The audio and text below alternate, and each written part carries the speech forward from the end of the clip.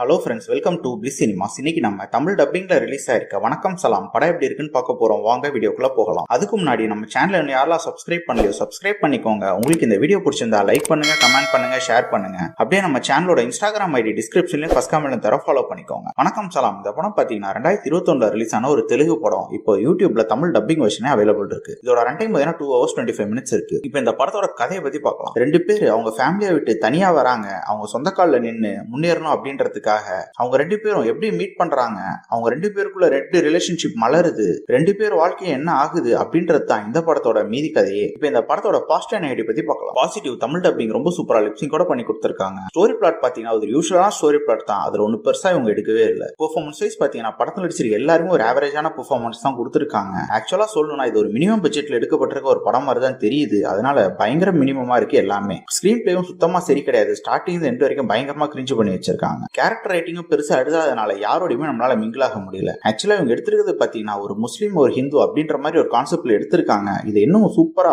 பயங்கரமா சொல்லியிருக்கலாம். ஆனா அதை பயங்கரமா இவங்க கோட்டை விட்டுருக்காங்கன்னே சொல்லலாம். படத்துல வர லவ் போர்ஷன்ஸும் சுத்தமா ஒர்க் அவுட் ஆகவே இல்ல. சினிமாட்டோகிராஃபி, சவுண்ட் எஃபெக்ட்ஸ் எல்லாமே ரொம்பவே சீரியல் பார்த்த மாதிரி தான் இருக்கு. இவங்க எடிட்டிங்ல இன்னும் பக்காவா பண்ணி பல சீன்ஸ் கட் பண்ணி தூக்கி இருக்கலாம். ஆனா பயங்கர லெங்தா எடுத்து வச்சிருக்காங்க. எல்லா சீனுமே கிட்டத்தட்ட பாத்தீங்கன்னா பிரெடிக்டபிளா லேகிங் ஆகும் தான் இருக்கு. யாருக்கெல்லாம் ஒரு பயங்கர கிரிஞ்சான ஒரு படம் பார்க்கணுமோ அதை ட்ரை பண்ணி பாருங்க. இன்னொரு சந்திக்கலாம். தேங்க்யூ.